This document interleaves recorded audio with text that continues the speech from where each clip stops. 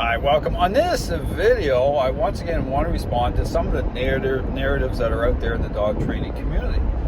And one of these, by way of those who identify as balanced dog trainers, is the one in terms of labeling those who would identify as force-free dog trainers as having, mental health issues, which I find extremely rich, okay?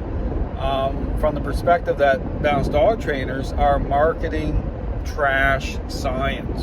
Okay, so I talk about this, bribery-based idea of things. Understand that balanced dog trainers are in cahoots with force-free trainers when it comes to advocating this idea.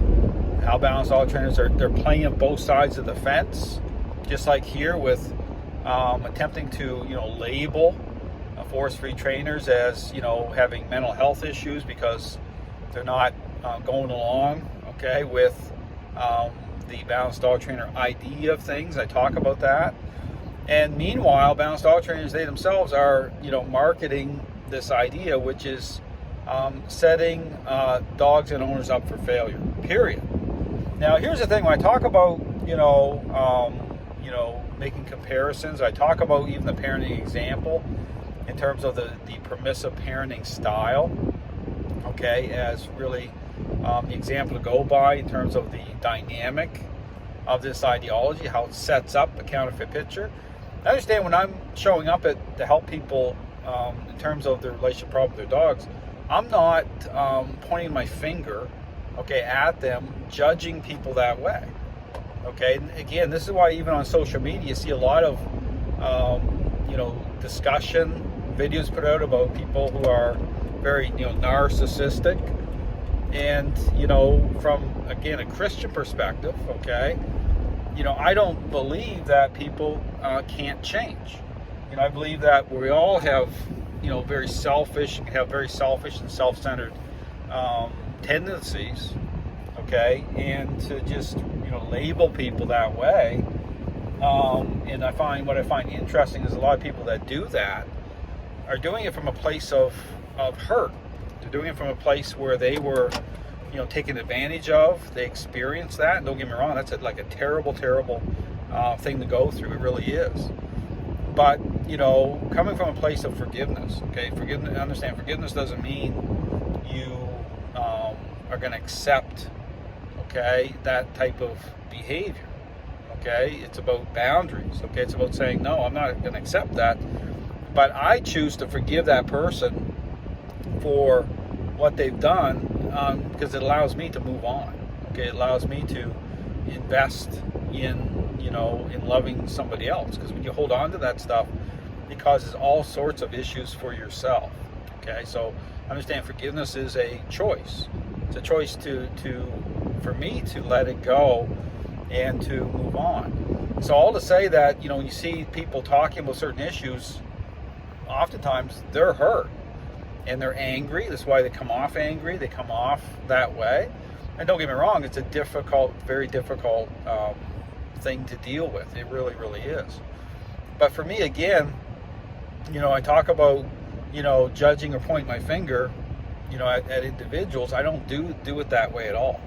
When people are calling, they need help with their dog, guess what? I'm there to help their dog. I'm there to help them. Now, it is about relationship. Understand, it is about how we think. And so, when you're helping people, you have to be sensitive, to, their journey, sensitive to their life experience, sensitive to where they're at. You have to meet them where they're at, but you have to encourage them. You need to be focused on, make sure people are getting the right information. And actually, that's so critical, the right information, so that they can start to make changes. And those changes can take a while. There'll be small changes, but you have to be very careful. Like when I show up, sometimes I have people they basically beat themselves up. They're saying, hey, it's my fault, or they're saying not my fault, but their fault. They're coming and saying, hey, it's I did this, the dog is this way. Because I say, hold on here a second, don't be too hard on yourself, because people just don't know. I mean, dogs are different that way, different than owning a cat or a parrot. It's depth of relationship. This is where that level of connection with dogs that gets us into trouble. our emotions really play a big role. But again, it's about being sensitive to that. It's about, understanding, hey, it's about nature's about second chances, third chances, it's the opportunity to move forward. So all to say that when I'm helping people, I do not, even if I use the permissive parent example, I don't point my finger towards them and say, you're a permissive parent. I mean, to me, it's, again, pretty rich for those identified as balanced dog trainers to start slinging mud that way, because they'll do that. They'll say, hey, they'll throw shade on, towards, positive reward-based these individuals, and they have no right to throw shade. It's total hypocrisy based on what they're, doing. So there's so much virtue signaling going on. Understand the dog training world on social media, see all this virtue signaling. These individuals are doing this from a place of total corruption, morally bankrupt what they're identifying with, and they're trying to throw shade on everybody else. So, and here's the thing: is I understand the issues, and if anyone can throw shade, it's me, okay? But even when I'm, putting on my Flipping the Script series, I'm being very intentional with not engaging in cheap shots and all that. You won't hear me doing that. Or hovering on one person for any particular length of time. Even though the dog training world has gotten very, very personal. So I just want to put this out because it's about perspective here. It's about understanding that people have really lost the plot. People are coming from a place of hurt. And when you have a dog and you're dealing with a terrible relationship problem, the last thing you want to hear is somebody pointing their finger and making you feel worse than you already feel. It should be about being positive, but positive the right way. Okay, not positive based on this bribery-based idea of things. Positive in terms of bringing you into understanding your role, understanding how to, create the journey with your dog, get that structure so that it's like small steps. Because that's all it's about, is little steps every day towards change. And by helping people, building people up, not tearing them down.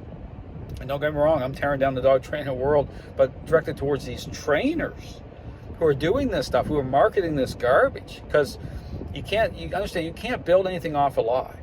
I understand this is what's happening. You can't build a foundation off when you embrace a lie, when you identify with a lie.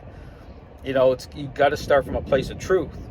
And that's what's happened in the dog training world here. It's not based on the truth. It's based on a lie. So absolutely, I'm going to tear that down. But when I'm helping individual dogs and owners, it's totally different that way.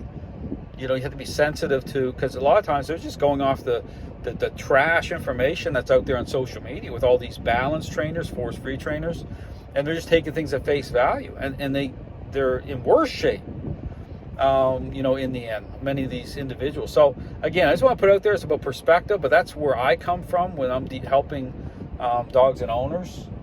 It's not about pointing fingers that way, but I definitely point fingers towards the sold out dog training community based again on the hypocrisy of it all, based on the fact that they have a lot to say. So if you hear any balanced dog trainers try to throw shade towards force-free dog trainers, they need to be pointing right back at themselves. It's total hypocrisy based again on what they're marketing.